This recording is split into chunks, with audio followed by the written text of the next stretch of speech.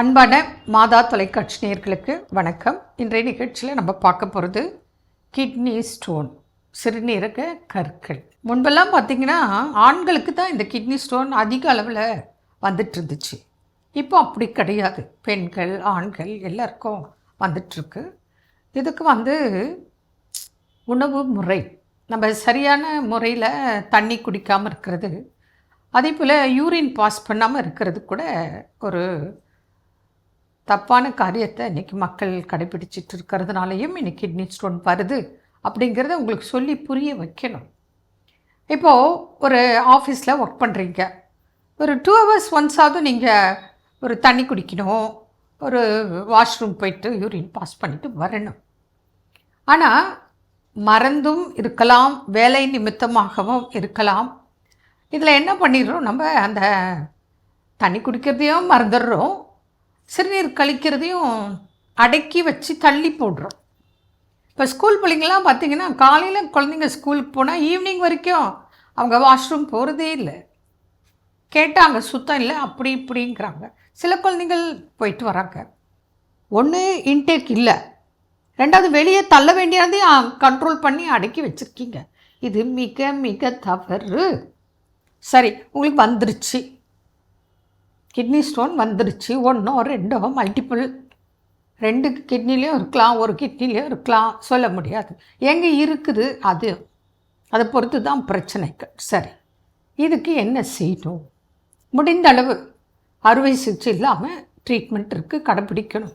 Once வந்துருச்சுனாலே அடுத்தது திரும்பி வர வாய்ப்புகள் மிக அதிகம். அதனால் நீங்கள் லைஃப் லாங் சிலதை கடைப்பிடித்து தான் ஆகணும். தண்ணி நல்லா குடிக்கணும், யூரின் பாஸ் பண்ணணும், சில உணவுப் பொருட்கள் நீங்கள் அவாய்ட் பண்ணணும், பார்த்துக்கணும். இல்லைன்னா ஆசைக்கு கொஞ்சம் சாப்பிட்லாம், அதையே ஃபுல்லாக நான் பார்க்குறேன் எப்படியெல்லாம் சாப்பிட்றாங்க பிள்ளைங்கன்னு பார்த்தீங்கன்னா. கிட்னி ஸ்டோன் மற்றவங்க சொல்கிறாங்க அன்டைம் ஃபுட்டு ஃபஸ்ட்டு, அப்புறம் நான்வெஜ் அதிகம், அப்புறம் ரொம்ப ஸ்பைசி ஃபுட்டு, பார்த்தா கிட்னி ஸ்டோன். அப்போ காரணங்கள் நீங்கள் புரிஞ்சுக்கோங்க, பலவாக இருக்கும். சரி, வந்துருச்சு, அது அடிக்கடி வராத அளவுக்கு நம்ம பார்த்துக்கணும். நிச்சயமாக ட்ரீட்மெண்ட் இருக்குது, டயட் இருக்குது. அவங்களுக்கும் கிட்னி ஸ்டோனுக்கும் நான் சொல்லுவேன், ஒரு 2 weeks or 10 days ஆகுது மினிமம். முதல்ல டென்ஷன் இருக்கக்கூடாது, பெட் ரெஸ்ட்டில் இருக்கணும். அவங்களுக்கு நாங்கள் 1 hour ஒன்ஸ் லிக்விட் ஃபுட்டு சாப்பிட சொல்வோம். 45 minutes ஒன்ஸ் யூரின் அவங்க பாஸ் பண்ணணும். காரணம் என்னென்னா 2 விதத்தில் அவங்களுக்கு மருந்து வேலை செய்யும், உணவும் வேலை செய்யும். ஒன்று அந்த கல் கரையணும், அடுத்தது கரைந்த கற்கள் மணலாக யூரின் வழியாக வெளியேற ட்ரீட்மெண்ட். ஒன்று கரையவும் கரைந்த கல் வெளியேறவும் தான் ட்ரீட்மெண்ட். அப்போ நீங்கள் லிக்விட் கொடுத்து ரெஸ்ட் எடுத்து யூரின் பாஸ் பண்ணிகிட்டே இருந்தீங்கன்னா உங்களுக்கு வந்துட்டோம். அப்படி நான் பேஷண்ட் கொடுத்துருக்கேன். ஒரு பேஷண்ட் அப்படி தான் ஒரு பத்திரிக்கையில் மவுண்ட் ரோட்டில் ஒர்க் பண்ணிகிட்டு இருந்தார். ஃபோன் பண்ணுறாரு காலையில் 5 o'clock, மேடம் எனக்கு கிட்னி ஸ்டோன் வந்துருச்சுன்னு 5 o'clock ஃபோன் பண்ணுறாரு.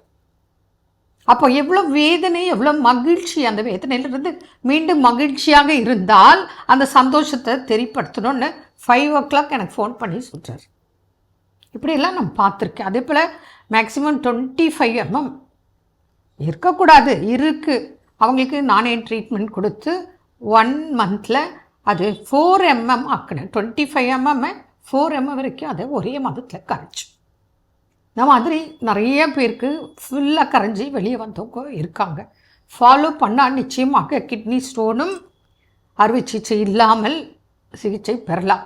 இல்லை அப்படின்னா இப்போலாம் நீங்கள் போகிறீங்க ஹாஸ்பிட்டலில், எவ்வளோ செலவு, வலி, வேதனை.